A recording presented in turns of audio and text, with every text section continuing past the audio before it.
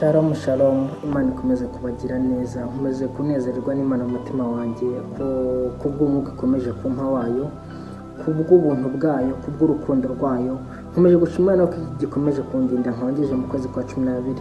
Ni ubuntu butagiriwe n'abantu benshi babyifuzaga, rimwe na rimwe bakifuza ngo iyaba nagiraga umunota umwe wenda nkaba ndi kureba nkagira ibyo mbanza nkatunganya hagati yanjye n'Imana. Maze iminsi nsoma inkuru za Yobu, numva Yobu ankoze ku mutima, numva Yobu aranshimishije, numva ishyaka yarwaniye abana be, numva ishyaka yarwaniye Imana, numva ishyaka yarwaniye umwana w'Imana, numva ishyaka rikomeye cyane, kugeza aho Yobu ngo n'abana be bitewe n'ukuntu yari ameze n'ubutunzi yari afite byagiragaho we byarenze kuba we ahora yatura, ahubwo igihe kikagira akanatura n'abana be atazi naho bagiye. Mutekereze umuntu ameze gutyo, umuntu bigira naho yatura akaturira n'abana be atazi aho bari, akavuga ariko Mana abana banjye nabo aho bari ndabizi neza ko uko byagenda kose ashobora kuba bakoze icyaha, nabo ubeze kandi ubatunganye. Yobu rero yaciye mu bigeragezo byinshi cyane, ngira ngo Satani yaramusabye, Imana imuhereza ibintu byose, iravuga ngo ndamuguhaye pe, nguhaye buri kimwe cyose kuri Yobu, ariko ubugingo bwe icyo cyonyine ntaguhaye.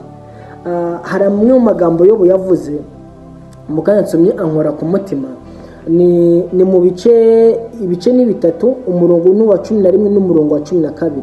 Haravuga ngo ni iki cyatumye ntapfa nkiri mu nda ya mama, simpeze umwuka nkivuka. Muri make ni iki cyatumye ntapfa nkiri mu nda ya mama atapfa.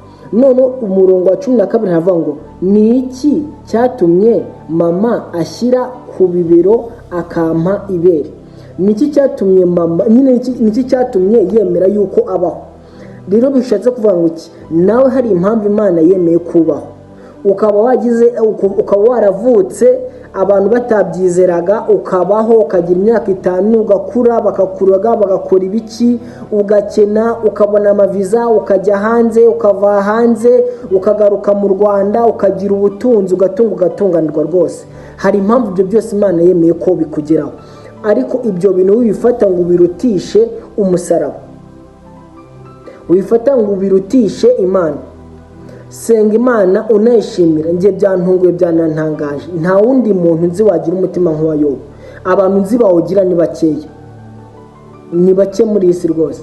Ndagira ngo usabe kugira ngo nk'uko Imana wagira ubuntu bwo kuba yakemera yuko uhumeka, gerageza uvuge ubutumwa bw'Imana, gerageza uvuge kujya neza kw'Imana, gerageza utoze abana bawe inzira nziza bakivuka.